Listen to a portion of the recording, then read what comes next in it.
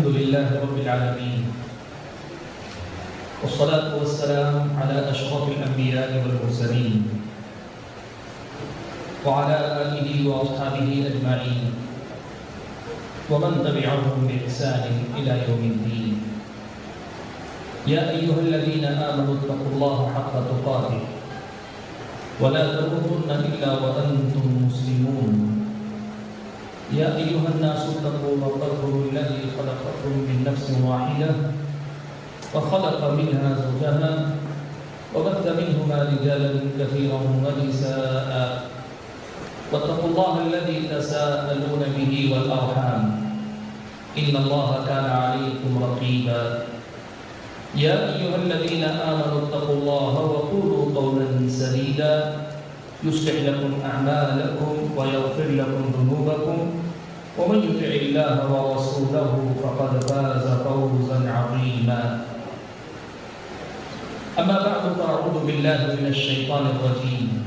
بسم الله الرحمن الرحيم.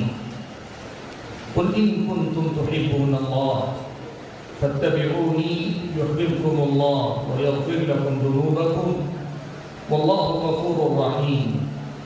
قل أطيعوا الله والرسول فإن تولوا فإن الله لا يحب الكافرين. محترم صدر اجلاس، معزز علماء کرام، ذمہ داران جماعت و جمعیت، عمائدین شہر،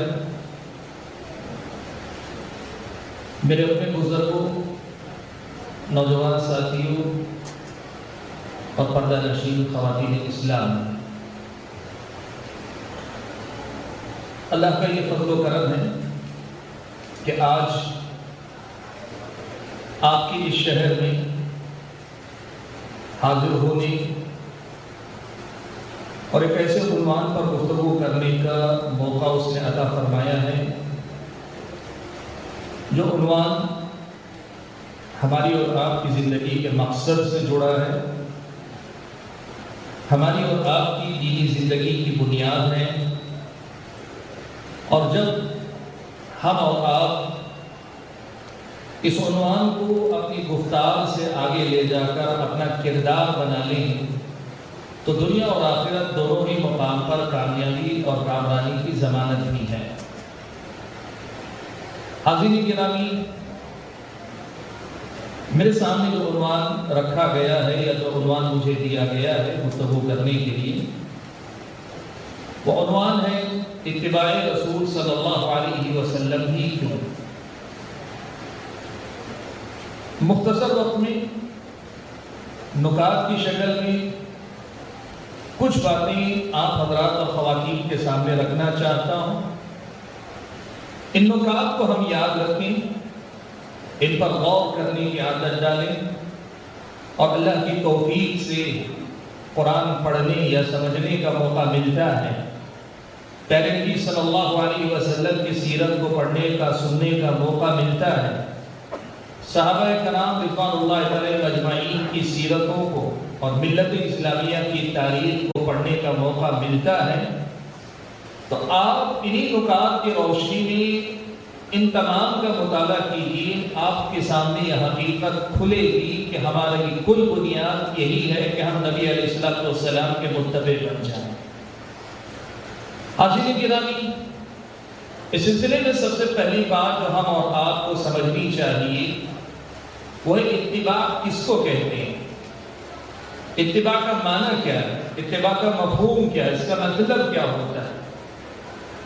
پیارے رسول صلی اللہ علیہ وسلم کا متبع ہونا، اس کا مطلب کیا ہے، ہم اور آپ کو سمجھنا چاہیے۔ عربی زبان میں کسی راستے پر، کسی مقام پر کوئی آدمی آپ سے آگے چلا جائے اور آپ اس کے پیچھے پیچھے چلے جائیں تو اس کو کہتے ہیں تبع یتبع، یا اسی سے کہتے ہیں اتباع، کہ یہ آدمی اس کا پیچھا کر رہا ہے۔ اس لفظ کے اندر بڑی گہرائی ہے اور بڑا ہی واضح مفہوم اس لفظ کا ہے۔ ہم اسی لفظ پر پہلے رک کر اتباع کا مفہوم سمجھیں۔ ہمارا معاملہ یہ ہے کہ بہت سارے کلمات اور بہت ساری اصطلاحات، بہت سارے الفاظ، بہت سارے جملے ہماری زبان پر چڑھے ہوئے ہیں اور ہم بولتے ہیں، ہم سنتے ہیں، لیکن خود اس لفظ کی گہرائی کو سمجھنے سے ہم میں سے بہت سارے لوگ قاصر ہوتے ہیں۔ اگر ہم کسی بھی مسلمان سے پوچھیں کہ کیا تم رسول اکرم صلی اللہ علیہ وسلم کے متبع ہو، وہ آج بھی کہتا ہے بالکل میں تو متبع ہوں، اس لیے کہ اس کے ذہن میں اتباع کا جو محدود مفہوم بیٹھا ہوا ہے اس کے مطابق یہ کہ رسول اکرم صلی اللہ علیہ وسلم کو رسول ماننا یہ رسول اکرم صلی اللہ علیہ وسلم کی اتباع کرنا ہے۔ اسی لیے جب کسی مسلمان سے آپ پوچھیں کیا آپ متبع ہیں، متبع رسول ہیں، سنت رسول کے پیروکار ہیں، متبع ہیں، تو وہ آدمی کہتا ہے بالکل مسلمان ہوں، رسول کی سنت کا متبع ہوں۔ کیسے ہو سکتا ہے کہ رسول کی سنت کو چھوڑ دوں؟ میں تو رسول کا متبع ہوں، پیروکار ہوں۔ آج یہ ہر مسلمان ہمارے اور آپ کے سامنے کہتا ہے، لیکن بھائیوں ہمارا مسئلہ یہی ہے کہ ہم اتباع کے لفظ کو جتنا زبان سے دہراتے ہیں اس کی گہرائی کو سمجھ کر اپنی زندگی میں اسے اپنانے کے معاملے میں بڑے کوتاہ واقع ہوئے، بڑے کمزور ہم اور آپ ثابت ہوئے۔ آج آپ اس مجلس سے، اس کتاب سے اگر یہی ایک بات سمجھ کر چلے جائیں کہ ہمیں متبع بننا ہے اور متبع بننے کے لیے اتباع کا مفہوم سمجھ کر اس کی گہرائی ناپنا ہے اور اپنے آپ کو اتباع کے اس اعلیٰ معیار پہ پورا اتارنا ہے جو اللہ کے نزدیک مطلوب ہے، جو نبی علیہ السلام نے اپنے متبعین سے چاہا ہے، تو یقین مانیے کہ ہماری اور آپ کی دنیا اور آخرت کی کامیابی کا گل ہمارے ہاتھ لگ گیا، اس کی کنجی، اس کی چابی ہمارے اور آپ کے ہاتھ لگ گئی۔ بھائیوں اتباع کہتے ہیں کسی کے پیچھے چلنا، کسی کی پیروی کرنا، کسی کے نقش قدم پر اپنے قدم جما کے چلنا، کسی کے پیچھے چلنے کو اتباع کہتے ہیں۔ اتباع رسول کا مطلب یہ ہوتا ہے کہ رسول اکرم صلی اللہ علیہ وسلم نے ایمان و عمل سے بھرپور ایک زندگی گزاری ہے ہمارے درمیان۔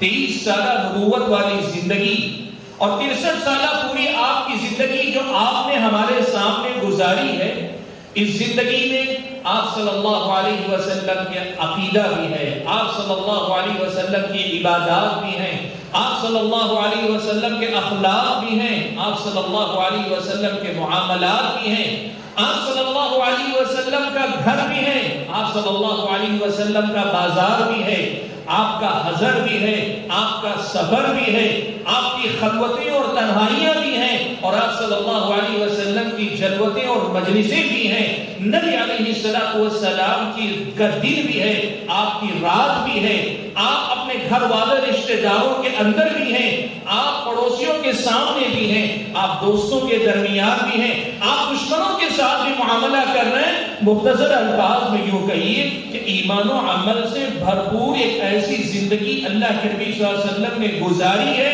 اور گزار کر اپنے پیچھے نمونہ چھوڑ دیا ہے اور چھوڑ کر اس دنیا سے رخصت ہوئے ہیں کہ ایسا مکمل نمونہ اللہ نے کسی اور کا رکھا ہی نہیں ہے۔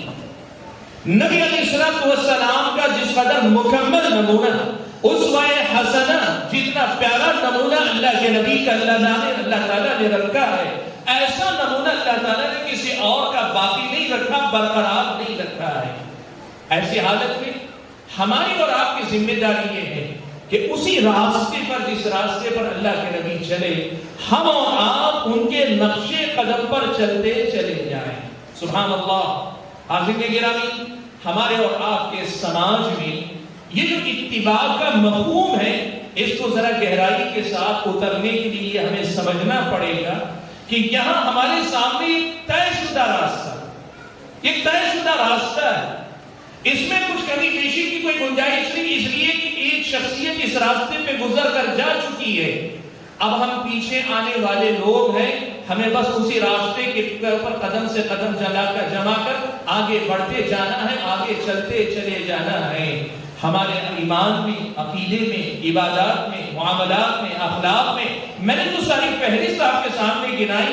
ہم جہاں ہیں اس مقام پہ نبی علیہ السلام کا اسوہ کیا تھا، نمونہ کیا تھا، اس کو ہم اور آپ کو پہچان کر اس کو اپنانا چاہیے۔ سبحان اللہ۔ آج کے دور کے فتنوں میں سے ایک بڑا فتنہ یہ بھی ہے کہ کہ اتباع کو اللہ تعالیٰ نے مطلوب قرار دیا.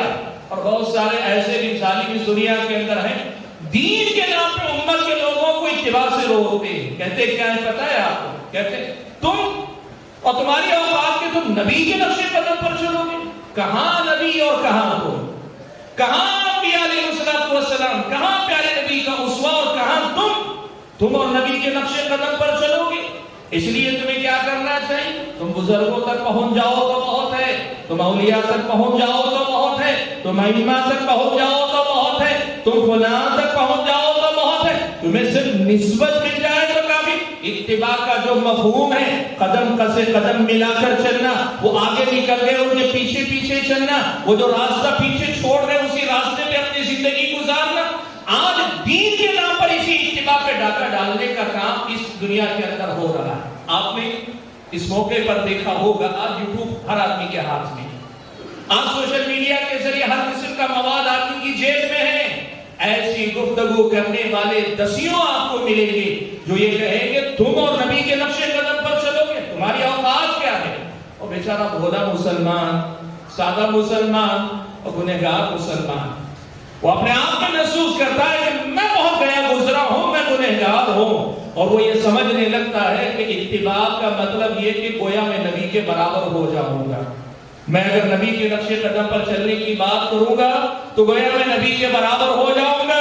وہ بیچارہ وہیں دھوکے میں آ جاتا، کہتے ہیں توبہ استغفر اللہ، میں اور نبی کا راستہ میں ان کے نقش قدم پر چل پاؤں گا؟ نہیں، میرا کام تو یہی کہ میں بزرگوں تک پہنچ جاؤں، میں ان لوگوں تک پہنچ جاؤں، ان ائمہ تک پہنچ جاؤں، فلاں تک پہنچ جاؤں. یاد رکھنا میرے بھائیو، اتباع کا یہ مطلب کبھی نہیں ہے، اتباع کا یہ مفہوم کبھی نہیں ہے کہ آپ نبی کے نقش قدم پر چلیں گے تو آپ نبی کے برابر ہو جائیں گے. حاشا و کلا، نعوذ باللہ. یاد رکھنا پیارے نبی صلی اللہ علیہ وسلم نے یہ بات بڑے واضح الفاظ میں بیان کر دی، فرما دی اما انی اخشاکم للہ واتقاکم لہ. لوگوں سنو، میں تم میں سب سے زیادہ اللہ سے ڈرنے والا، سب سے متقی انسان ہوں. یاد رکھنا، ہمارا پوری جی جان سے کوشش بھی کر لیں، واقعی آپ کا درجہ یاد رکھنا، ان کے نقش قدم پر چلو گے، ان جیسے نہیں بنو گے، ان کے برابر نہیں بنو گے، لیکن ان کے نقش قدم پر چلو گے تو راہ راست پر قائم رہو گے. ان باتوں کا فرق آپ کو سمجھنا پڑے گا. میں آپ کو بتاؤں، پیارے نبی صلی اللہ علیہ وسلم نے نماز فجر کتنی پڑھی؟ 2 رکعت پڑھی. نہ فرض نماز 2 ہی نہ پڑھی. آپ نے بھی کتنی پڑھی؟ ہر دن پڑھتے ہیں، کتنی رکعت پڑھتے ہیں؟ 2 ہی تو پڑھتے ہیں. 2 رکعت آپ نے بھی پڑھ لی تو کیا آپ کی فجر نبی کے برابر ہو گئی؟ اور اس طرح سے کہ نبی کے برابر ہو جائیں گے، کل سے فجر کی نماز 1 رکعت پڑھنا شروع کریں گے، آپ کمی کریں گے، کہاں نبی کی نماز کے برابر ہی کرو گے، اس لیے کم پڑھو. یاد رکھو میرے بھائیوں، یہ وہ دھوکہ ہے جو دنیا والے اس وقت دے رہے ہیں. اتباع کا مطلب کیا ہے؟ اتباع کا صرف اتنا معنی ہے کہ اس دین پر چلنے کا ایک راستہ اللہ کے نبی صلی اللہ علیہ وسلم کے ذریعے اللہ نے ہمارے سامنے رکھا، جس پہ اللہ کے نبی چل کر آگے گزر گئے. ہمیں آپ صلی اللہ علیہ وسلم کے نقش قدم پر آپ کے پیچھے چلنا ہے. اور یہ بات یاد رکھنا، سوائے بعض وہ کام جن کو اللہ کے نبی نے بعد میں منسوخ قرار دے دیا، یعنی شریعت نے غیر مطلوب قرار دے دیا، یا سوائے وہ کام جو دلیل کی روشنی میں ثابت ہوئے کہ یہ اللہ کے نبی صلی اللہ علیہ وسلم کے ساتھ خاص تھے، بقیہ جو اعمال اللہ کے نبی نے کیے، جو عبادات کی، جو آپ کے معاملات تھے، جو آپ کی سیرت تھی، جو آپ کی سنت تھی، یہ واجب الاتباع ہے. یعنی ہر مسلمان پر واجب ہے کہ ان کی پیروی کرے، ان کے نقش قدم پر چلے. اگر وہ بھی اللہ کے نبی صلی اللہ علیہ وسلم کا عمل فرض کے درجے میں ہے، آپ کے حق میں وہ فرض ہوگا، وہ سنت ہے، آپ کے حق میں سنت ہوگا. لیکن جیسے نبی نے فرض کو ادا کیا ہو ویسے فرض ادا کرنا آپ پر واجب ہوگا. اور جیسے سنت کو اللہ کے نبی نے ادا کیا، سنت کے درجے میں اس عمل کو انجام دینا، لیکن نبی کے طریقے پہ کرنا یہ آپ پر واجب ہوگا. یہ بات شاید آپ کے لیے نہیں لگے کہ جو عمل سنت ہے وہ سنت درجے کے اعتبار سے، لیکن اس کا جو طریقہ ہے اس طریقے پہ چلنا یہ واجب ہے. اسی طریقے کو آپ کو مجھ کو اپنانا، یہ ہے اتباع کا اصل مفہوم. بھائیو، آئیے میں آپ کے سامنے اس مسئلے کے دوسرے پہلو کو بات کو اور زیادہ کھول کر رکھنے کی کوشش کروں. عنوان جو ہمارے سامنے رکھا گیا اتباع رسول صلی اللہ علیہ وسلم ہی کیوں؟ یعنی ہمیں اور آپ کو اتباع ہی کیوں کرنی ہے؟ ہم اور آپ سے اللہ تعالیٰ نے اتباع ہی کا مطالبہ کیوں کیا ہے؟ اس میں دو باتیں. پہلی بات تو یہ ہے، ایک دعویٰ کہ ہر مسلمان پر واجب ہے کہ وہ نبی کا متبع ہو، نبی علیہ السلام کے نقش قدم پر چلے، اللہ کے نبی صلی اللہ علیہ وسلم کے نقش قدم پر چلے، یہ واجب ہے. اور پھر اس دعوے کے ساتھ یہ سوال ہے کہ کیوں نبی اکرم صلی اللہ علیہ وسلم کے نقش قدم پر چلنا واجب اور ضروری ہے؟ آپ کا اتباع یا آپ کی اتباع ہی کیوں ضروری ہے؟ یہ وہ سوال ہے جو آپ کے سامنے رکھا گیا ہے. اب جو باتیں آپ کے سامنے رکھوں گا آپ اس میں نوٹ کر کے دیکھنا، یہ دونوں ہی باتیں اللہ تعالیٰ نے قرآن و سنت کے ان نکات کے اندر بیان کی ہے جو آپ کے سامنے میں گنانے جا رہا ہوں. جو باتیں میں آپ کے سامنے گنانے جا رہا ہوں اس میں ایک طرف تو اس کا بھی ثبوت ہے کہ اتباع مطلوب ہے، ضروری ہے، اور دوسری طرف یہ بھی ہے کہ اتباع رسول اکرم صلی اللہ علیہ وسلم ہی کی ہونی چاہیے. یہ بات بھی ان آیتوں کے اندر، احادیث کے اندر، ان بنیادوں کے اندر جو آپ کے سامنے میں رکھنے جا رہا ہوں اللہ تعالیٰ نے بیان فرمائی. بھائیو، اگر ہم اور آپ قرآن و سنت میں اس سوال کا جواب ڈھونڈتے ہیں کہ اتباع رسول صلی اللہ علیہ وسلم ہی کیوں، تو اس کا سب سے پہلا اور سیدھا جواب ہم اور آپ کو یہ ملتا ہے کہ دیکھو، جو بندگی ہماری اور آپ کی زندگی کا مقصد ہے، ہم اللہ کے بندے، اللہ کی بندگی کے لیے پیدا کیے گئے ہیں.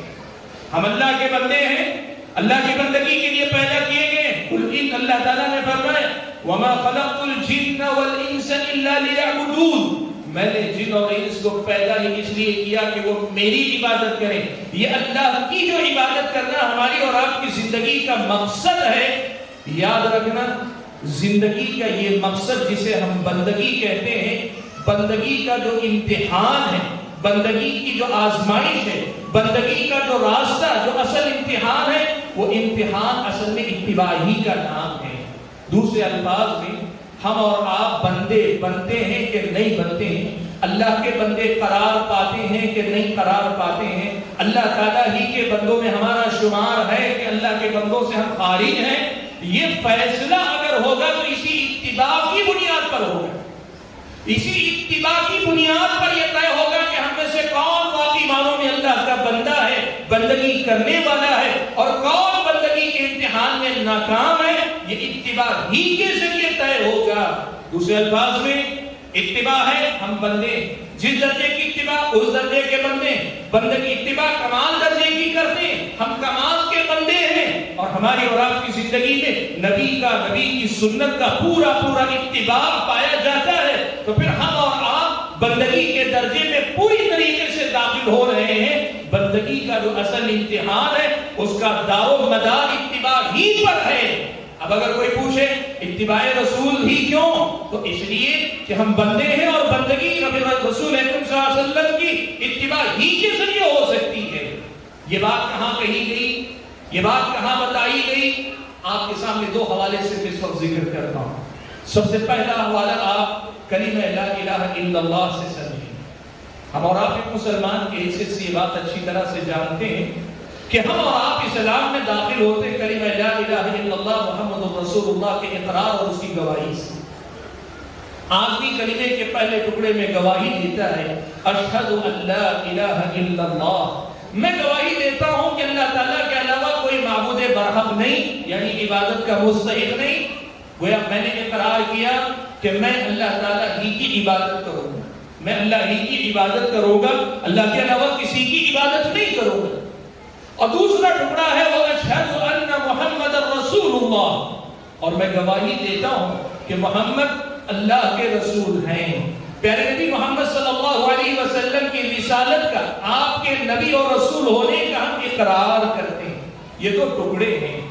اہل علم نے دونوں کی وضاحت کرنے کے بعد ایک بڑا اہم سوال رکھا. وہ سوال یہ ہے، یہ دو ٹکڑے ہیں، ایک اشہد ان لا الہ الا اللہ اور دوسرا اشہد ان محمد رسول اللہ، یہ دو ٹکڑے ہیں. ان دونوں کا آپس میں کیا رشتہ ہے، ان دونوں کا آپس میں کیا تعلق ہے؟ اہل علم نے لکھا پہلے جملے میں بندہ کہتا اللہ تعالیٰ میں عبادت تیری ہی کروں گا، تیرے علاوہ کسی کی نہیں کروں گا، میری ہر عبادت کے لائق اور مستحق تو ہی ہے، لہذا میری ہر عبادت صرف تیرے لیے ہوگی۔ اور دوسرے جملے میں اقرار یہ کرتا ہے کہ یہ جو پہلا اقرار ہے تیری ہی عبادت کروں گا، وہ تیری عبادت رسول اکرم صلی اللہ علیہ وسلم کے طریقے ہی پر کروں گا۔ یہاں عبادت میں تیری ہی عبادت کروں گا، اور عبادت کے طریقے میں رسول اکرم صلی اللہ علیہ وسلم ہی کے طریقے پہ چل کر میں اقرار کرتا ہوں کہ عبادت کروں گا۔ علیہ نے لکھا اللہ کی عبادت کے علاوہ غیر اللہ کی عبادت اگر شرک ہے تو رسول اکرم صلی اللہ علیہ وسلم کے طریقے پہ نہ چل کر اپنے من والے طریقے پہ چلنا یہ بدعت ہے۔ حتیٰ کہ بعض اہل علم نے یہاں ایک تعبیر استعمال کی کہ شرک پھر رسالہ ہے، یہ رسالت میں رسول کو رسول ماننے میں شرک ہوگا، جس طرح عبادت میں شرک ہوگا اگر اللہ کے علاوہ کسی اور کی عبادت کی جائے، تو کہا رسالت میں شرک ہوگا اگر اللہ تبارک و تعالیٰ کے متعین کردہ رسول کے بجائے کسی اور کو آپ رسول مان لیں، یا دوسرے الفاظ میں اتباع نہ کر کے آپ کسی اور طریقے سے اللہ کی عبادت کرنا چاہیں۔ معلوم یہ ہوا زندگی کا مقصد عبادت ہے، اور عبادت وہی معتبر ہے جو رسول اکرم صلی اللہ علیہ وسلم کے مطابق ہو، یعنی اتباع پر مبنی ہو۔ دوسرے الفاظ میں وہ بات ثابت ہوئی جو ہم نے کہی کہ اتباع ہی اصل بندگی کا معیار ہے۔ ہم کیسے متبع ہیں، کتنے متبع ہیں، کس قدر زیادہ اتباع ہمارے اندر ہے، اسی قدر زیادہ ہمارا اور آپ کا درجہ اللہ تعالیٰ کے پاس بندگی میں بھی متعین ہوتا ہے۔ اور یہی بات اللہ تعالیٰ نے قرآن مجید کے اندر بتا دی۔ یہ جو بات ابھی آپ کے سامنے میں نے رکھی، کلمہ لا الہ الا اللہ محمد الرسول اللہ، ان دو کلمے کے ان دو اجزاء کے باہمی ربط کی روشنی میں آپ کے سامنے جو بات رکھی، اسی بات کو اللہ تعالیٰ نے قرآن مجید کے صریح الفاظ میں بتایا۔ اللہ نے فرمایا قل ان کنتم تحبون اللہ، اللہ کے نبی آپ کہہ دیجئے ان کنتم تحبون اللہ، اگر تم اللہ تعالیٰ سے محبت کرتے ہو۔ آپ کو پتہ ہے اللہ کی عبادت بھی بنیادی جذبوں سے ہوتی ہے، ایک محبت، دوسرا خوف، اور تیسری امید۔ خوف، رجا اور محبت یہ تین بنیادی جذبات ہوتے جن پر انسان کی عبادت کا دار و مدار ہوتا ہے۔ وہ اللہ کی محبت میں عبادت کرتا ہے، یہ بنیاد ہے، اور اس کے ساتھ دو سہارے خوف اور رجا کے ہوتے ہیں۔ تفصیل کا موقع نہیں، دوسرے الفاظ میں اس آیت نے سمجھایا قل ان کنتم تحبون اللہ، اگر تم اللہ سے محبت کرتے ہو، یعنی یوں کہیں اگر تم واقعی معنوں میں اللہ تعالیٰ کے بندے بننا چاہتے ہو، کمال کو پہنچنا چاہتے ہو، بندگی کا کمال چاہتے ہو، اللہ کی محبت میں کمال کا درجہ پانا چاہتے ہو، فاتبعونی، تو تم میرا ہی اتباع کرو۔ وہ اللہ کی محبت ملے گی رسول کی اتباع سے، اس لیے کہ محبت کا جو تمہیں دعویٰ ہے تمہارا، اس کا امتحان یہی اتباع ہے۔ اسی لیے حضرت حسن بصری رحمۃ اللہ علیہ نے اس آیت کی تفسیر میں یہ بات بیان فرمائی کہ کچھ لوگوں نے یہ کہا کہ ہمیں اللہ سے محبت ہے، تو اللہ تعالیٰ نے ان کی اس دعوے کا امتحان لیا، اس دعوے کا امتحان لیا، کہا دیکھو یہ اللہ سے محبت کا دعویٰ اس امتحان کو پاس کیے بغیر، اس امتحان میں کامیابی حاصل کیے بغیر پورا نہیں ہوگا۔ اور وہ امتحان کیا ہے؟ اتباع کا مرحلہ ہے۔ اللہ تعالیٰ کے متبع، اللہ کے رسول کے متبع بنو، رسول اکرم صلی اللہ علیہ وسلم کے پیروکار بنو، ان کے نقش قدم پر چلنے والے بنو گے، تبھی اللہ تبارک و تعالیٰ کی محبت اور اللہ تعالیٰ کی عبادت اور بندگی کا کمال تم کو نصیب ہوگا۔ یہ بات اس آیت میں اللہ تبارک و تعالیٰ نے بیان فرمائی۔ حاضرین گرامی، رسول اکرم صلی اللہ علیہ وسلم ہی کی اتباع کیوں ضروری ہے؟ تو اس کا پہلا جواب قرآن و سنت سے ہم اور آپ کو یہ ملتا ہے۔ اس لیے ضروری ہے کہ بندگی کا جو امتحان ہے وہ امتحان اصل میں اتباع ہی کا امتحان ہے، وہ امتحان اصل میں اتباع ہی کا امتحان ہے۔ ہم اور آپ اتباع میں پورے ہوئے تو بندگی میں پورے ہوئے، اتباع میں خلل آیا تو ہماری بندگی میں خلل آیا۔ یہ قرآن و سنت کی بیان کردہ پہلی وجہ ہے، پہلی حقیقت ہے جو ہم اور آپ کو یاد رکھنی چاہیے۔ دوسری وجہ ہے اتباع رسول صلی اللہ علیہ وسلم ہی کیوں؟ اتباع رسول صلی اللہ علیہ وسلم ہی کیوں؟ اس کی دوسری وجہ قرآن کی اسی آیت میں اللہ تعالیٰ نے بیان فرمائی ہے کہ اتباع کرنے والے کو اللہ کی محبت ملتی ہے، اتباع کرنے والے کو اللہ تبارک و تعالیٰ کی محبت نصیب ہوتی ہے۔ یاد رکھنا، ایمان کے درجوں میں سے بلند درجہ یہ ہے کہ ایک بندے کے دل میں اللہ کی سچی محبت پیدا ہو جائے، اللہ کی ایسی محبت پیدا ہو کہ اس محبت میں بندہ اس کی بندگی میں ڈوب جائے اور اللہ کی بندگی کرنے میں اسے مزہ آئے۔ ایسی محبت اللہ کی اپنے دل میں بندہ محسوس کرے، یہ بندگی کا ایک بڑا درجہ، بلند درجہ ہے۔ لیکن اس سے بھی زیادہ اونچا درجہ یہ ہے کہ بندہ اللہ سے محبت کرتے کرتے اس مقام پہ پہنچ جائے جہاں اللہ تعالیٰ پھر بندے سے محبت کرنے لگے۔ ایک تو بندہ اللہ سے محبت کرے اور دوسری طرف اس سے اونچا درجہ یہ ہے کہ ساتوں آسمان کے اوپر سے وہ رب ذوالجلال، وہ عالی ذات، وہ اعلیٰ صفات، اللہ تبارک و تعالیٰ اس حقیر بندے سے محبت کرنے لگ جائے۔ اور اللہ تعالیٰ نے قرآن مجید کی اس آیت میں بیان فرمایا، اللہ تعالیٰ نے کہا کہ یہ جو اللہ تعالیٰ کی طرف سے حکم ہے کہ اللہ کے نبی کا اتباع کرو، اگر یہ اتباع تم کر لے گئے تو وہ مقام بھی ملے گا جہاں تم اللہ تعالیٰ کے محبوب بن جاؤ گے، اور دوسرے الفاظ میں تم اللہ تعالیٰ کے ولی بن جاؤ گے۔ آپ دیکھو اتباع کے مسئلے کو ہم نے کیسے کیسے لوگوں سے ہٹایا۔ ولایت کو بھی لوگوں نے کیا کیا؟ خاندانی بنا کے رکھ دیا۔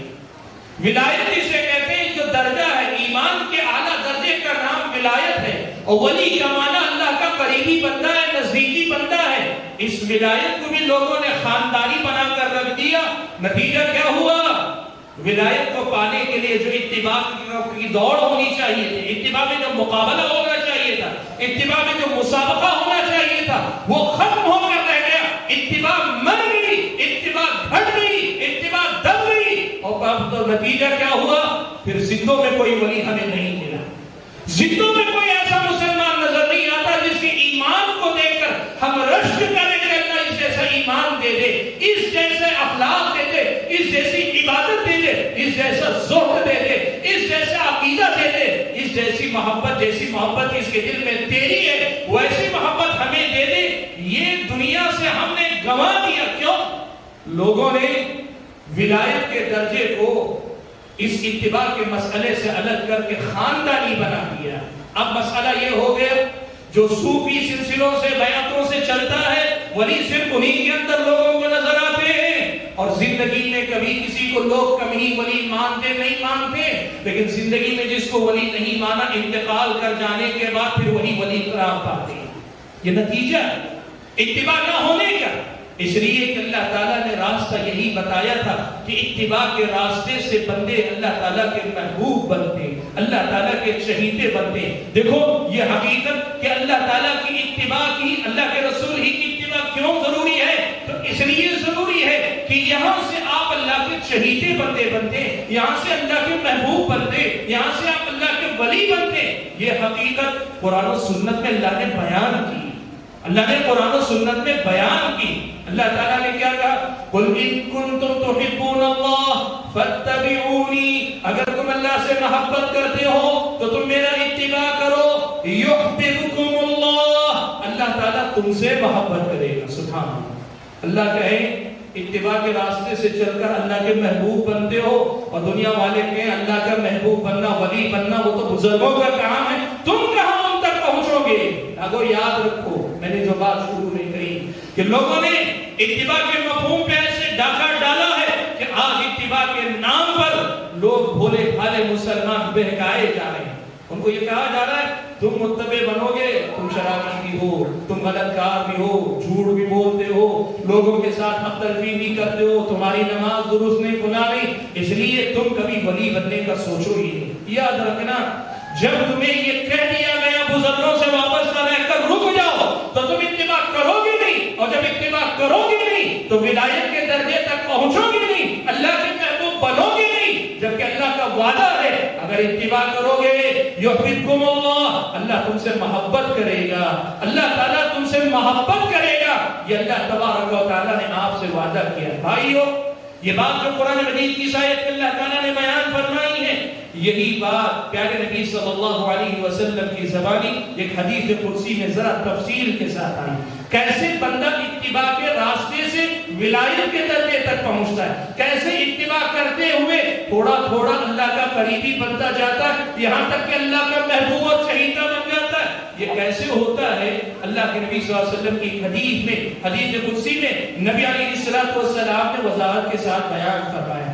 آپ صلی اللہ علیہ وسلم نے فرمایا، اللہ کے نبی صلی اللہ علیہ وسلم نے فرمایا کہ اللہ تبارک و تعالیٰ نے فرمایا، یعنی حدیث قدسی ہے، حدیث قدسی میں اللہ تعالیٰ نے فرمایا وَمَا تَقَرَّبَ إِلَيَّ عَبْدِي بِشَيْءٍ، آج حدیث کی ابتدا مَنْ عَادَى لِي وَلِيًّا فَقَدْ آذَنْتُهُ بِالْحَرْبِ، جو میرے ولی میرے قریبی بندے سے دشمنی کرے گا میں اس کے خلاف جنگ کا اعلان کرتا ہوں۔ ولی کا تذکرہ اللہ نے کیا، نبی کی زبانی حدیث کے الفاظ میں اللہ نے وہ اولیاء کا تذکرہ کیا، ولی کا تذکرہ کیا، کہ من عادى لي وليا، جو میرے ولی میرے قریبی بندے سے دشمنی کرے گا فقط آذنته بالحرب، میں اس کے خلاف جنگ کا اعلان کرتا ہوں۔ اللہ تعالیٰ اس کے خلاف جنگ کا اعلان کرتا ہے، اس لیے کہ اللہ کے ولی سے دشمنی بالواسطہ اللہ تعالیٰ سے ناراضگی والی بات ہے، اسی لیے تم اللہ کے ولی سے دشمنی کرو گے اللہ تعالیٰ سے وہ دشمنی مول لو گے۔ اور اسی حدیث میں اللہ تعالیٰ نے آگے بیان فرمایا یہ ولایت کے درجے بندے کو کیسے نصیب ہوتے ہیں۔ اللہ نے فرمایا وَمَا تَقَرَّبَ إِلَيَّ عَبْدِي بِشَيْءٍ أَحَبُّ إِلَيَّ مِمَّا افْتَرَضْتُهُ عَلَيْهِ، بندہ کسی بھی عمل کو ادا کر کے مجھ سے قریب ہوتا ہے تو اتنا چہیتا نہیں بن پاتا جس قدر زیادہ فرائض کو ادا کر کے میرا چہیتا میرا قریبی بن جاتا ہے۔ حدیث کے الفاظ کا سیدھا مطلب یہ ہوا کہ اللہ کا ولی بننے کے لیے عمل کے میدان میں، ایمان عقیدہ اخلاق کے ہاتھ عمل کے میدان میں سب سے اہم چیز ہے کہ بندہ فرائض کا پوری طریقے سے پابند ہو، اس کی فرض کبھی نہ چھوٹتی ہو، یہ اللہ تعالیٰ سے نزدیکی کا معاملہ ہے، اور دوسرے الفاظ میں یہ نبی علیہ السلام کے اتباع کا معاملہ ہے۔ آپ کی نماز کی پابندی ویسی ہونی چاہیے جیسے نبی علیہ السلام نے کی، تو یہ آپ کی اتباع ہے، اور دوسرے الفاظ میں اللہ تعالیٰ کی ولایت کو پانے کی پہلی بنیاد ہے، پہلی سیڑھی ہے۔ آپ اپنے فرائض کو ایسے پکڑیں جیسے نبی علیہ السلام نے پابندی کی تھی، کیا سفر، کیا حضر، کیا بیماری، کیا آپ کی صحت یابی، کیا آپ کی مصروفیت، کیا آپ کی فرصت، کہاں آپ تنہا رہیں گھر کے اندر یا آپ رہیں، ہر جگہ آپ نے اپنی نماز کی جیسے پابندی کی، فرائض کی ویسی پابندی پہلی بنیاد ہے۔ اور جب فرائض میں ہم پابندی کرتے ہیں، نبی کے متبع ہوتے ہیں، اللہ تعالیٰ کی ولایت کے ایک درجے پہ آتے ہیں، اللہ کے ایک درجے میں قریبی بندے ہم اور آپ بنتے ہیں۔ آگے اللہ کے نبی نے فرمایا کہ اللہ نے فرمایا وَلَا يَزَالُ الْعَبْدُ يَتَقَرَّبُ إِلَيَّ بِالنَّوَافِلِ، بندہ اس کے بعد فرائض کی پابندی کے ساتھ نوافل کا اہتمام کرتا ہے، فرض نمازوں کے ساتھ نفل نمازیں، فرض روزوں کے ساتھ نفل روزے، واجبی زکات کے ساتھ عام صدقات و خیرات، آپ کے فرض حج کے علاوہ اللہ نے توفیق دی، سہولت دی، آپ نفل حج وغیرہ کریں، یا دیگر آپ کی جو فرائض اور واجبات ہیں، قرآن کی تلاوت ہے یا دیگر جتنے واجبات ہیں، ان واجبات کے ساتھ جو سنتیں، جو نفل درجے کی عبادتیں، وَلَا يَزَالُ الْعَبْدُ يَتَقَرَّبُ إِلَيَّ بِالنَّوَافِلِ، بندہ ان نوافل کو ادا کرتے ہوئے اللہ سے قریب ہوتا رہتا ہے، حَتَّى أُحِبَّهُ، یہاں تک کہ میں اس بندے سے محبت کرنے لگتا ہوں۔ بھائیو، میں نے ذرا سے یہاں تفصیل کی صرف یہ بتانے کے لیے کہ اتباع کا راستہ ولایت کا راستہ، اتباع کا راستہ اولیاء کا راستہ، اتباع کا راستہ انبیاء کا راستہ، اتباع کا راستہ اللہ کے چہیتے بندوں کا راستہ، اور مختصر الفاظ میں اللہ کا محبوب بننے کا راستہ یہ ہے کہ ہم نبی کے متبع بن جائیں۔ معلوم یہ ہوا کہ قرآن مجید کی اس الفاظ کی روشنی میں اتباع رسول ہی کیوں؟ تو جواب یہ ملا اس لیے کہ اس راستے سے اللہ کی محبت ملتی ہے، اس راستے پہ چل کے اللہ کے ولی بنتے ہیں، اللہ تعالیٰ کے نزدیکی بندے، قریبی بندے بنتے ہیں۔ سبحان اللہ۔ بھائیو یاد رکھنا، ہمارے اور آپ کے سماج کے جو امراض ہیں، جو بیماریاں ہیں، ان میں سے ایک بیماری یہ بھی ہے کہ لوگوں کو اتباع کے راستے میں آگے بڑھنے سے ایسے بھی روکا جاتا ہے کہ ولایت کو کسی خاص خاندان، قبیلے، سلسلے وغیرہ تک محدود کر دیا جاتا ہے۔ یاد رکھنا، شیطان کے مقابلے میں مومن بندے اللہ تعالیٰ کے مقرب بندے اور ولی ہیں۔ بھائیو، اتباع ہی کیوں؟ رسول اکرم صلی اللہ علیہ وسلم کی اتباع ہی کیوں؟ تو اس سوال کا ایک اور جواب بھی قرآن مجید کے اندر اللہ نے دیا ہے۔ اللہ تعالیٰ نے فرمایا وَإِن تُطِيعُوهُ تَهْتَدُوا اگر تم ان کی اطاعت کرو گے، ان کی پیروی کرو گے تو تم ہدایت یافتہ ہو جاؤ گے۔ آج آپ کو پتہ ہے لوگ دنیا میں اپنے آپ کو ہم اور آپ مسلمان کہتے ہیں، دنیا والوں کے مقابلے میں، دیگر مذاہب کے مقابلے میں اپنے آپ کو مسلمان کہتے ہیں۔ کیوں کہتے ہیں؟ اس لیے کہ ہمارا ایمان ہے کہ اللہ تعالیٰ کی طرف سے آسمان سے بھیجا گیا آخری پیغام اور آخری جو ہدایت نامہ وہ یہی اسلام ہے، اسی لیے ہم اپنے آپ کو مسلمان کہتے ہیں۔ دوسرے الفاظ میں یوں کہیے، ہر مسلمان چاہتا ہے کہ وہ ہدایت یافتہ رہے۔ کون ایسا مسلمان ہے جو کہے نہیں میں دنیا میں گمراہی کی زندگی گزارنا چاہتا ہوں؟ جسے ایمان کی قدر و قیمت کا پتہ ہو، جسے جنت اور جہنم کا فرق معلوم ہو، جسے آخرت پر ایمان ہو، جس آدمی کو پتہ ہو کہ میرے ساتھ کیا ہونے والا ہے۔ ہر انسان یہ بات کہتا ہے میں ہدایت یافتہ رہنا چاہتا ہوں، میں چاہتا ہوں کہ مجھے ہدایت ملے۔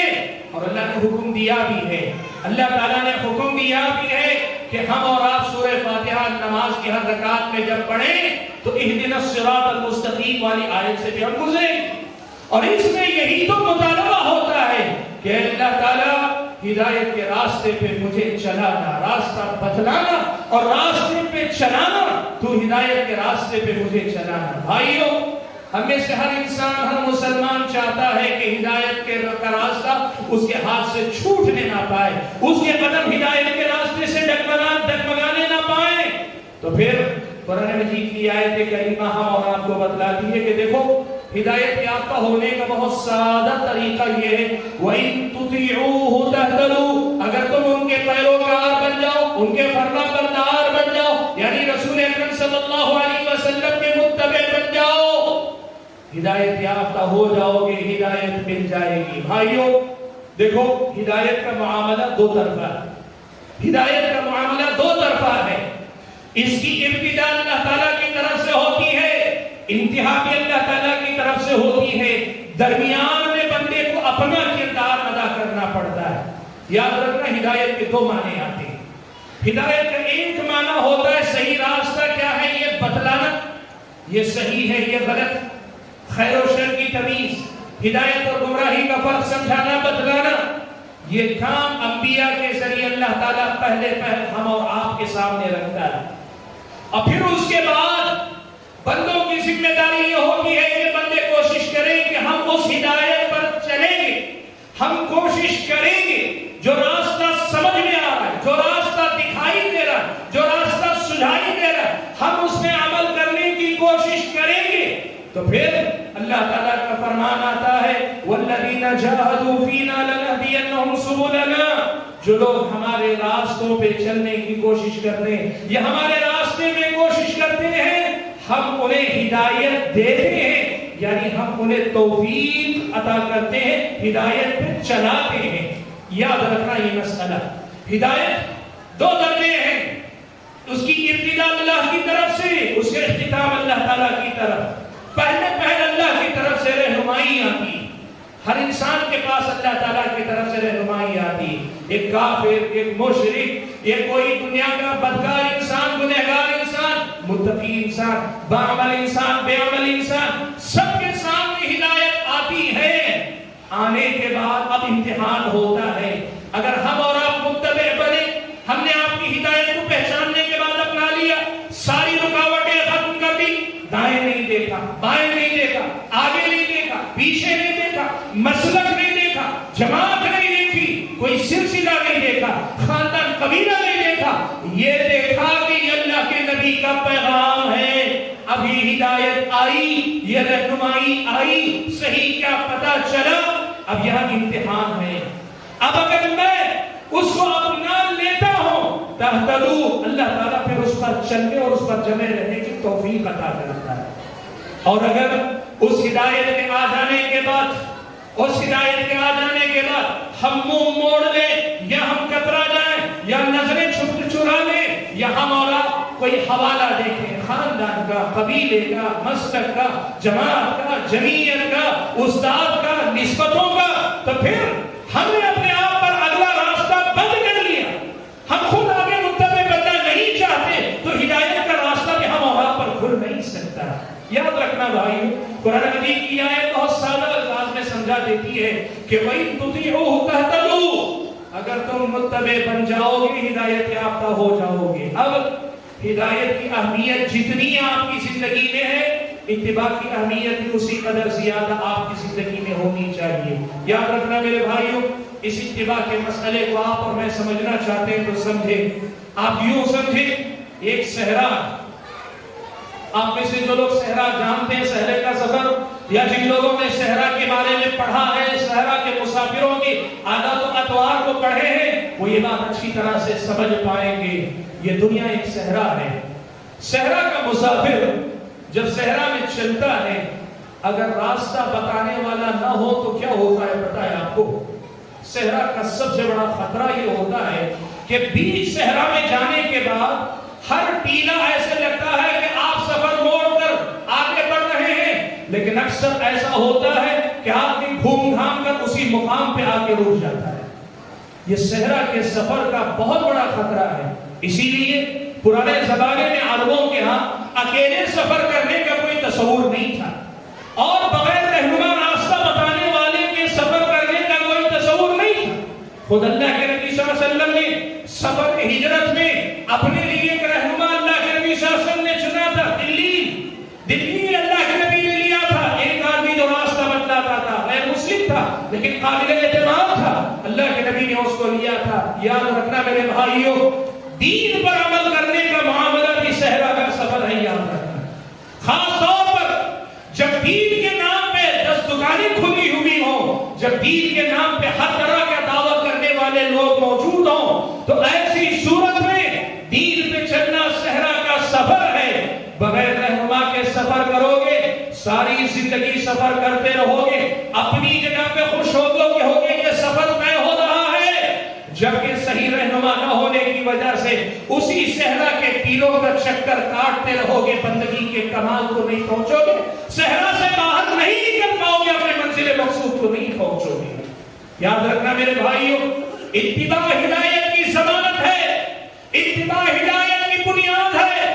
اتباع جس جذبے کے ساتھ آپ اور میں کریں گے، ہدایت کی قدر زیادہ اللہ کی طرف سے مجھ اور آپ کو ملے گی۔ اللہ کی نبی کی سنت کے پیروکار بنو، متبع سنت بنو، متبع رسول بننے کی کوشش کرو۔ بھائیوں، یہ میری اور آپ کی ذمہ داری ہونی چاہیے۔ اور ایک اور بات، ایک اور جواب یہ بھی آپ کے سامنے ذکر کر دوں، اتباع رسول ہی کیوں ضروری ہے؟ اس کا ایک جواب حضرت عبداللہ ابن مسعود رضی اللہ تعالیٰ عنہ نے بڑا پیارا دیا ہے۔ میں آپ کو پہلے اسے سادہ الفاظ میں بتا دوں۔ حضرت عبداللہ ابن مسعود رضی اللہ تعالیٰ عنہ کہتے ہیں، اتباع دراصل دین پر عمل کرنے کا سب سے آسان راستہ ہے۔ دین پر عمل کرنے کا سب سے آسان راستہ ہے اتباع۔ ورنہ آپ یہ بات نوٹ کر کے دیکھ لینا، جو آدمی اتباع سے جتنا ہٹتا ہے، اپنے لیے دین کو اسی قدر زیادہ مشکل بناتا جاتا ہے۔ حضرت عبداللہ ابن مسعود رضی اللہ تعالیٰ عنہ نے سادہ الفاظ میں بڑی پیاری بات کہہ دی۔ وہ کہا کرتے تھے، اتبعوا ولا تبتدعوا فقد کفیتم، لوگوں تم متبع بنو، تم اتباع کرنے والے بنو، ولا تبتدعوا، نئے راستے نئی چیزوں کی تلاش میں نہ پڑو، بدعت ایجاد نہ کرو، فقد کفیتم، اس لیے کہ کوئی اور اس کے لیے کافی ہو چکا ہے۔ یعنی نئے راستے تلاش کر کے عمل کرنے کا اللہ نے آپ کو مکلف نہیں کیا۔ اس دین کا سب سے بڑا کمال کیا ہے آپ کو معلوم ہے؟ اللہ تعالیٰ نے ایسے نہیں کہا ہر آدمی کو آنا چاہیے، قرآن لے کر خود پڑھنا چاہیے، خود سمجھنا چاہیے، اپنی سمجھ کے مطابق خود عمل کرنا چاہیے، حدیث لینا چاہیے، حدیث پڑھنا چاہیے، خود سمجھ کر خود عمل کرنا چاہیے۔ ہر آدمی کو راستہ ڈھونڈنے کی کوشش کرنی چاہیے۔ یہ اسلام نے آپ سے نہیں کہا۔ آج آپ کو ایک مسئلہ سمجھا دیتا ہوں بھائیوں، یہ بات یاد رکھنا، قرآن و سنت کی اتباع کا بہت سارے لوگوں نے غلط معنی سمجھا ہوا ہے۔ قرآن و سنت کی پیروکار بنو کا مطلب لوگوں نے غلط سمجھا ہوا ہے۔ وہ یہ سمجھتے ہیں کہ اس دعوت کا مطلب یہ ہے کہ ہر آدمی آئے، خود قرآن کھولے، خود حدیث لے، خود قرآن پڑھے، خود سمجھے، حدیث لے، خود سمجھے، اور جو سمجھ نہ آئے اسی کو دین مان لے۔ یاد رکھنا، قرآن و سنت میں یہ حکم آپ کو کہیں نہیں دیا گیا۔ قرآن و سنت کے سلسلے میں یہ بات یاد رکھنا کہ یہ قرآن اللہ تعالیٰ نے نبی علیہ السلام کو دیا، حدیث اللہ کے نبی صلی اللہ علیہ وسلم نے، قرآن و سنت اللہ کے نبی نے صحابہ کو دی، صحابہ نے سمجھا، سمجھ کر اس کے ایک ایک مسئلے پہ عمل بھی کیا۔ دین کیا ہے؟ دین کا معنی کیا ہے؟ قرآن و سنت صرف الفاظ نہیں ہے، قرآن و سنت الفاظ کے ساتھ ان کا معنی و مفہوم بھی ہے، اور معنی و مفہوم کیا ہے؟ جو اللہ کو چاہیے، جو اللہ کو پسند ہے، جو اللہ کے نزدیک مطلوب ہے، یہ اللہ کے نبی نے اپنے شاگردوں کو، صحابہ کو سکھا دیا تھا۔ اس کا مطلب یہ ہوا کہ قرآن کے الفاظ کا معنی بھی متعین ہے، قرآن کی احادیث کے الفاظ کا مفہوم بھی متعین ہے، مفہوم اور معنی طے شدہ ہے، متعین ہے۔ اسی لیے یہ بات یاد رکھنا، جو لوگ متبع ہوتے ہیں نا، وہ لوگ بہت زیادہ ادھر ادھر کی دنیا میں نہیں انبو مارتے ہیں، وہ بہت زیادہ ادھر ادھر کی دنیا میں نہیں جانتے۔ ان کا سیدھا سا مسئلہ یہ ہوتا ہے کہ بھائی اللہ کی کتاب میں کیا ہے، نبی کی سنت میں کیا ہے، صحابہ نے اس کو کیسے سمجھا ہے، اس کو جان لیا، اس کو سن لیا، سمجھ لیا، اس کو مان لیا، اس لیے کہ وہ جانتے ہیں اتباع سب سے آسان راستہ ہے۔ وہ لوگ اپنے لیے مشکلات پیدا کرتے ہیں جو اتباع کو ناکافی سمجھتے ہیں، جو اتباع کو دقیانوسیت سمجھتے ہیں، اتباع کو پرانا طریقہ سمجھتے ہیں، اتباع کو اپنی عقل کی شکست سمجھتے ہیں، اتباع کو کمزور لوگوں کا طریقہ سمجھتے ہیں، وہ نادان ہے، نہ سمجھ ہے۔ یاد رکھنا میرے بھائیو، اتباع رسول ہی کیوں؟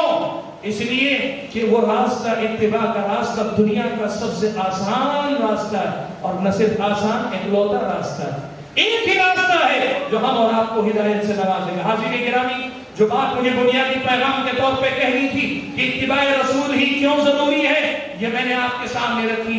گفتگو ختم کرنے سے پہلے اسی موضوعات، انہی باتوں کی روشنی میں دو تین اہم گزارشات رکھنا چاہتا ہوں۔ بھائیو، اتباع رسول ہی کرو، یہ کہنے کا مقصد یہ ہوتا ہے کہ تقلید جامد اور مسلک پرستی سے باز آ جاؤ، تقلید جامد اور مسلک پرستی سے باز آ جاؤ۔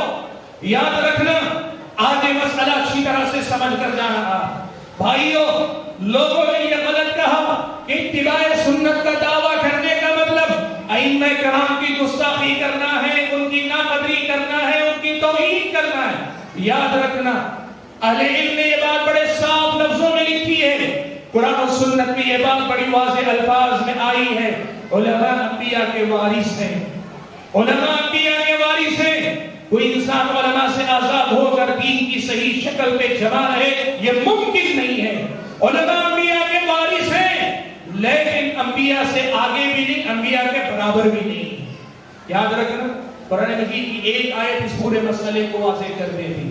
اللہ تبارک و تعالیٰ نے قرآن مجید کے اندر بیان فرمایا، کہا یا ایھا الذین آمنوا اطیعوا اللہ واطیعوا الرسول واولی الامر منکم، اے ایمان والو تم اللہ کی اطاعت کرو، واطیعوا الرسول اور رسول کی اطاعت کرو، واولی الامر منکم اور تم میں سے جو ذمہ دار ہیں ان کی بھی اطاعت کرو۔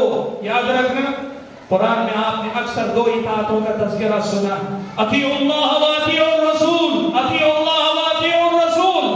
قرآن کی تقریباً آیتوں میں مکرر یہ بات آئی ہے، لیکن اس آیت میں اللہ تعالیٰ نے وَأُولِي الْأَمْرِ مِنْكُمْ، اطاعت اللہ کی اطاعت، رسول کی اطاعت کے بعد اولو الامر کی اطاعت کا حکم دیا ہے۔ مفسرین کرام نے، صحابہ حضرت ابو ہریرہ وغیرہ سے نقل کیا کہ اس میں امراء اور علماء کی اطاعت کا حکم اللہ نے دیا ہے۔ لیکن سبحان اللہ، علامہ طیبی رحمت اللہ علیہ تقریباً 6ویں 7ویں صدی کے ایک عالم دین گزرے ہیں، ایک پیارا نقطہ انہوں نے اس آیت سے سمجھا ہے۔ آج اگر مسلمان اس ایک نقطے کو سمجھ جائیں، اتباع اور تقلید کے سارے جھگڑے حل ہو جائیں گے۔ اتباع اور تقلید ہے، کہا اگر یہ سمجھنے والا ہم میں سے ہے، یعنی خود متبع سنت ہے اور یہ سمجھ رہا ہے، تو وہ جاہل ہے، وہ جاہل ہے۔ اور اگر وہ ہم میں سے نہیں، اس دعوت سے تعلق نہیں رکھتا، پرایا ہے، تو وہ ہم پہ الزام لگا رہا ہے۔ اس لیے کہ شیخ البانی نے کہا ہماری دعوت کتاب و سنت کا مطلب یہ نہیں ہے کہ غیرہ اس قرآن و سنت کو اپنے طور پہ سمجھ لے۔ ہماری دعوت یہ ہے علم اور اہل علم، علم کے اصول اور ضابطوں کے سہارے ہی قرآن و سنت کو سمجھا جائے گا۔ لیکن مسئلہ ہے، یہ اگر سمجھ میں آ جائے تو پھر اتباع رسول ہی کیوں کرنی ہے، یہ کو سمجھنا آسان ہوگا۔ یاد رکھنا بھائیو، یہ علماء جب تک دین کی بات قرآن و سنت کی روشنی میں بتا رہے ہیں، ان کی بات سننا بالواسطہ طور پر کتاب و سنت کی بات سننا ہے۔ لیکن اگر ان علماء کی کوئی بات کتاب و سنت کی بات کے مقابلے میں آئے، ٹکرائے، تو پھر ایسی صورت میں ان کو چھوڑ کر اتباع ہی کرنا، رسول اکرم صلی اللہ علیہ وسلم کی بات ہی کو لینا، یہ اصل میں اتباع ہے۔ اور آج کا آپ کو اصل میں پیغام یہی ہے کہ بھائیو، آپ کا مسلک، مذہب، نسبت، آپ کے اپنے خاندانی حوالے، آپ کی اپنی بستیاں، آپ کے اپنے سلسلے، آپ کی اپنی علامتیں، پہچانیں، یہ سب کی سب اللہ تبارک و تعالیٰ کے دین میں اتباع کی راہ میں رکاوٹ اگر بن رہی ہے، ان سب کو ہٹاؤ، نبی کی بات کو سب سے آگے رکھو۔ یہی ہماری اور آپ کی زندگی کا شیوا ہونا چاہیے، اور یہی بات ائمہ کرام نے کہی ہے جو اہل علم آپ کے سامنے بار بار دہراتے رہتے۔ بھائیو، آخری بات جو اس حوالے سے مجھے آپ کے سامنے رکھنی ہے وہ یہ کہ یاد رکھو بھائیو، ایک طرف تو وہ لوگ ظلم ڈھاتے ہیں جو نبی کی سنت کو جانتے ہوئے غیر نبی کی بات کو نبی کی بات سے آگے بڑھا دیتے ہیں، گرچہ صاف لفظوں میں مانتے نہیں۔ لا تقدموا بین یدی اللہ ورسولہ واتقوا اللہ، اللہ اور اس کے رسول کے سامنے کسی کو آگے نہ بڑھاؤ، اللہ کا تقوی اختیار کرو، ڈرو اللہ سے۔ اللہ تعالیٰ کی بات، نبی کی بات آ جائے تو ہم عاجزی سے سر جھکائیں گے، سارے علماء کا احترام اپنی جگہ، لیکن جو بات کتاب و سنت کی باتوں کے خلاف نظر آئے وہاں ادب کے ساتھ ان کی بات چھوڑ دیں گے۔ لیکن ایک طرف تو یہ ظلم ہے اور ہم اس کے مقابلے میں یہ اعلان کرتے ہیں کہ اتباع رسول ہی ہونی چاہیے، اتباع رسول ہی کا ہونا چاہیے، اس کی دعوت دیتے ہیں۔ تو بھائیو، ایک ظلم دوسرے وہ لوگ بھی تو ڈھاتے ہیں جن کو پتا ہے رسول کا طریقہ کیا ہے، لیکن پھر بھی ان کے طریقے پہ چلتے نہیں ہیں۔ آپ بتاؤ، ہم اور آپ نبی کی طرح اگر عبادت کرنے والے نہ ہوئے تو ہم متبع رسول ہوئے؟ آپ مقلد نہیں، آپ مسلک پرست نہیں، آپ جو کچھ کہہ رہے ہیں وہ سب نہیں، لیکن جو آپ ہیں اس میں بتاؤ، آپ کی نمازوں میں جو خلل پایا جاتا ہے اس خلل کے ساتھ اپنے آپ کو متبع رسول کہلانے کے ہم اور آپ لائق ہو سکتے ہیں؟ ان کے مقابلے میں تو آپ متبع کہلائیں گے، لیکن اتباع کا جو اصل پیمانہ ہے اس پیمانے میں اپنے آپ کو پرکھ کر دیکھو۔ ہماری عبادتوں کا کیا حال ہے؟ نمازوں کی کتنے پابند ہیں ہم اور آپ؟ ہمارے فرائض کی پابندی کتنی؟ ہم اور آپ کے نبی کے متبع ہیں باقی معنوں میں؟ مسلک پرستی سے نکل جانے کا مطلب متبع رسول ہو جانا نہیں ہے۔